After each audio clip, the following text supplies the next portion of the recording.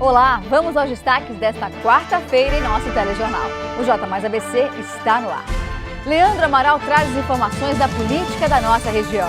A previsão do tempo para esta quinta-feira e as notícias de esporte da região. E vamos receber o consultor empresarial e advogado Eric Ferreira Silva. E hoje é dia de clássico regional com transmissão ao vivo pela TV+, São Bernardo e Santo André.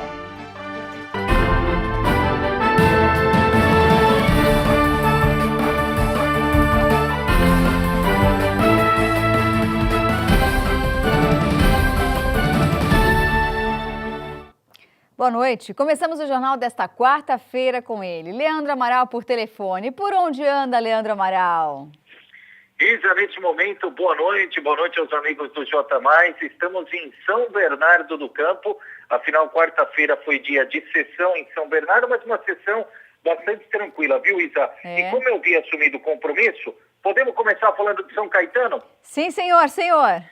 Verdade, Isa. Ontem a gente falou rapidamente de outros assuntos, mas São Caetano tinha um item importante. Eu me comprometi de trazer o resultado daquela polêmica avaliação do projeto que cria mais de 30 cargos comissionados no consórcio.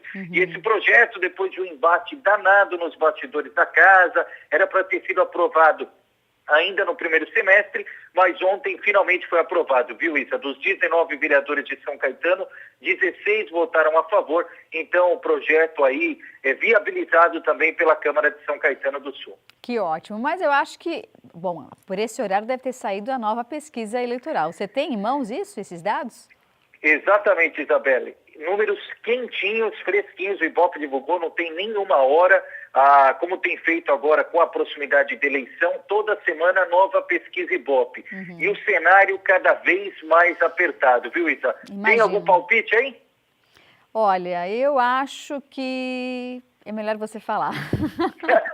Bom, o negócio tá apertado mesmo. Ó, Isabelle, pra você ter uma ideia, pesquisa Ibope divulgada agora há pouco mostra a presidente Dilma Rousseff do PT com 37% das intenções de voto, seguida por Marina Silva do PSB com 33%. Nossa, bem Ou próximo. seja, como a margem de erro da pesquisa é de 2 pontos percentuais, então, como dizem os especialistas, elas estão tecnicamente empatadas no primeiro turno. Aécio Neves do PSDB aparece com 15%, Pastor Everaldo do PSC com 1% e os outros 7 candidatos somados acumulam 2%. Brancos e nulos 7%, não sabem ou não responderam 5%, Isabelle. Nossa Senhora, então se a eleição ocorresse agora, você acha que quem ganharia a eleição?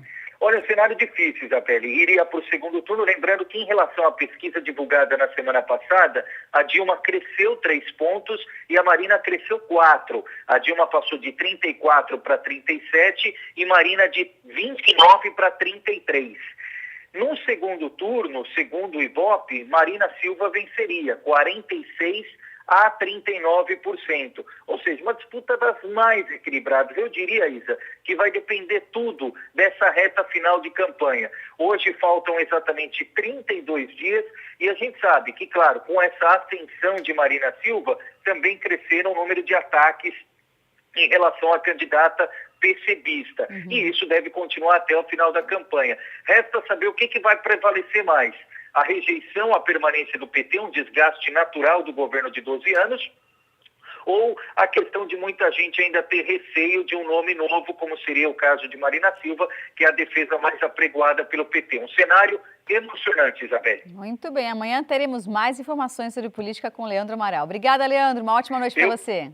Eu que agradeço, Isabelle. Só para cumprir o protocolo, deixar o registro da pesquisa no TSE 00514/2014. Forte abraço. Obrigada para você também. E agora o J+ABC abre espaço para os destaques do esporte da nossa região.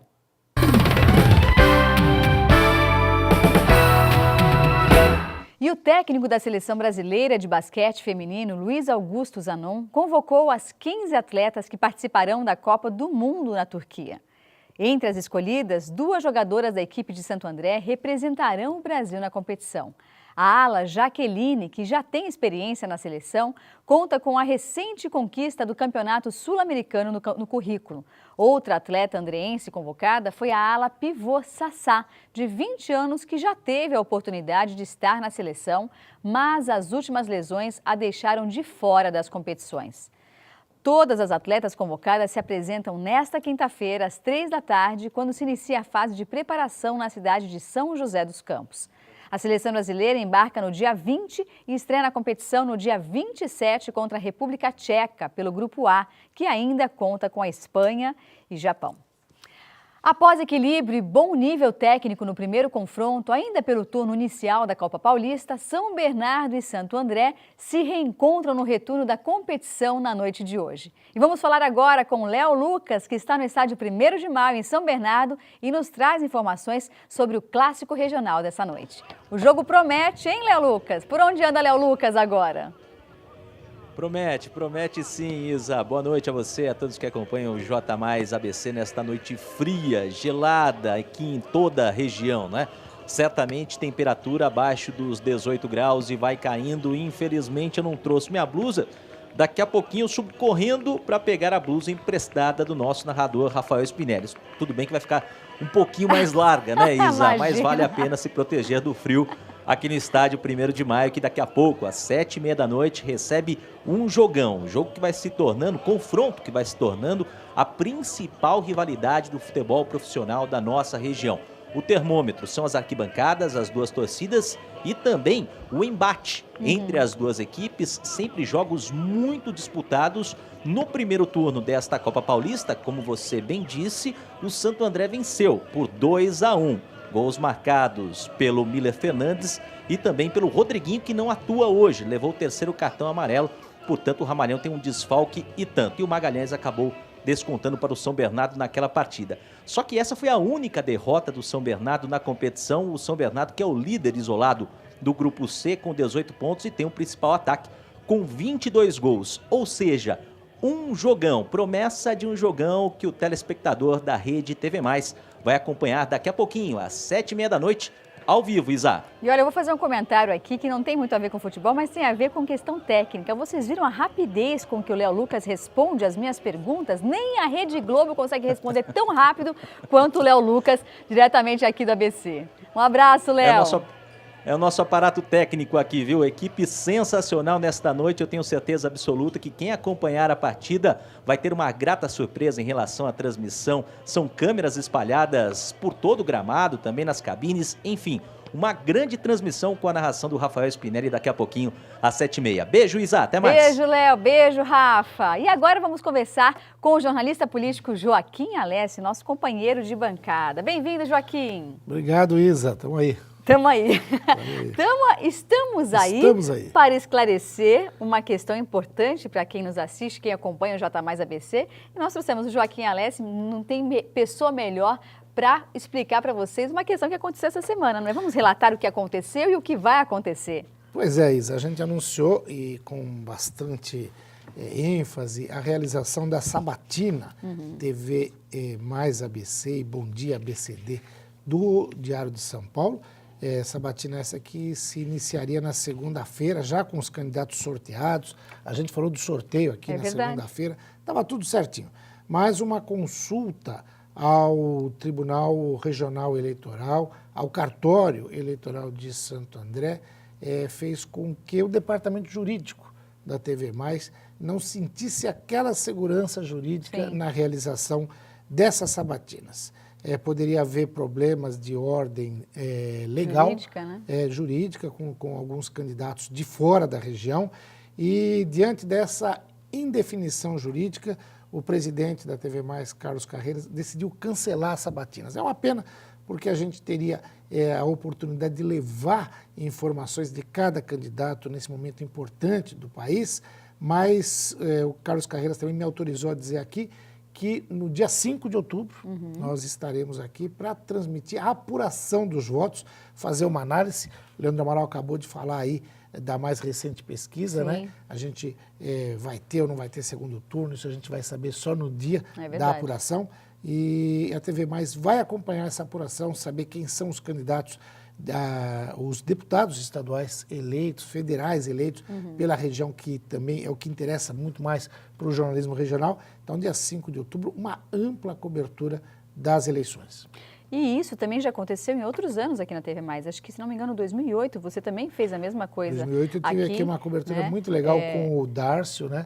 E a gente fez projeções no dia que se confirmaram depois e que foi muito importante. Muito bem. Então, está dito, explicado aqui ao vivo, isso que é jornalismo verdade, que a gente chama, né? De esclarecer para o telespectador o que de fato acontece. O nosso interesse era mas infelizmente a gente não pôde realizar por questões jurídicas, e que seja melhor assim, que seja dessa forma. Eu acho que quando a gente age com a verdade e tenta fazer com que a coisa aconteça e não dá para acontecer, é porque não tem que acontecer. Então, é uma pena, porque nós, leitores, eu, por exemplo, adoraria ouvir o político que eu pretendo votar, ouvir exatamente o que ele quer falar, porque o horário eleitoral é muito rápido, você só ouve, você nem consegue entender o que a pessoa fala, né? Então, é realmente uma pena. Mas quem sabe a gente não consiga, nos próximos anos, essa questão, não é? Tá certo. Quem sabe a gente não consiga resolver. Obrigada, Joaquim. Nada que é isso, obrigado eu.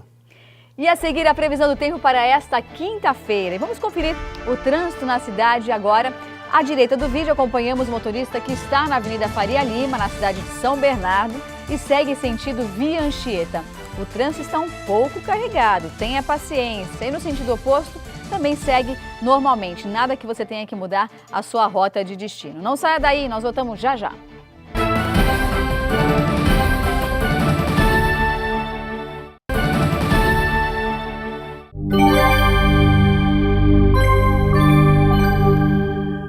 Nesta quarta-feira, o sol resolveu não aparecer. Vamos conferir então como fica a previsão do tempo para esta quinta-feira. Em Diadema, o dia será nublado, com alguns períodos de chuva, com mínima de 14 graus e máxima de 21.